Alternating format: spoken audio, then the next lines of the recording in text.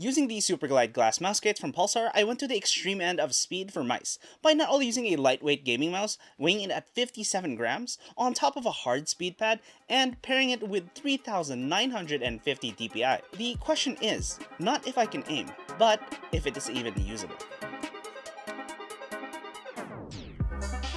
To start off, I do have to mention that the DPI of 3950 is my normal DPI, but I pair that with lowering the sensitivity in-game. First impressions using the glass skates before going on the desktop is that the static or initial friction is very low on both the speed and control pad. However, on the control pad, there seems to be some muddiness when making a large quick swipe.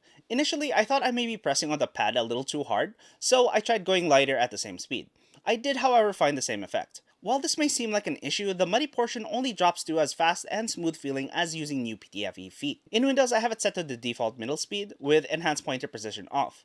As for the mouse itself, I am using the Xlite Mini V2, also from Pulsar. On the desktop, I found the glass skate's static friction a little too low at first. When double-clicking to open folders, I end up with the second click dragging the icon for placement instead. Also, when selecting sections to edit when scripting, there tends to be a little bit of overshoot. I've been able to adjust after a few days without having to lower my DPI, but it still happens from time to time though. In general use, the glass skates provide a very smooth feel, and you would find little to no feedback moving the mouse around. So if you're a high sensitivity user and prefer a hard pad, you may actually find the Pulsar Superglides a little hard to use at first, but very comfortable, as it feels like you're simply moving your hand around with no drag from the mouse. Going into games on the other hand, I do play Apex often, and oddly enough, the glass skates weren't too detrimental to my aim. This could be placebo, but my aim seemed to improve a bit, and I was able to get over 2k damage at one point. Because of my high sensitivity, most of my aim are very small micro movements, which is where really low static friction can either be a blessing or a curse. Changing direction to track feels almost natural, as I don't really feel the mouse in my hand much.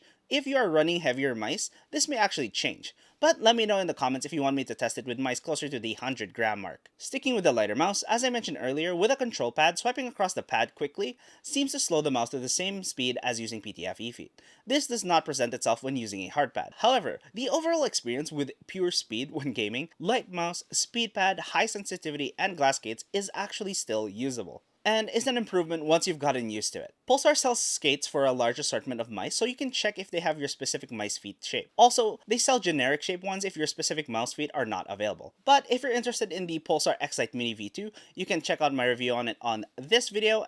Superglide Glass Skates. Wow, that's actually hard to say.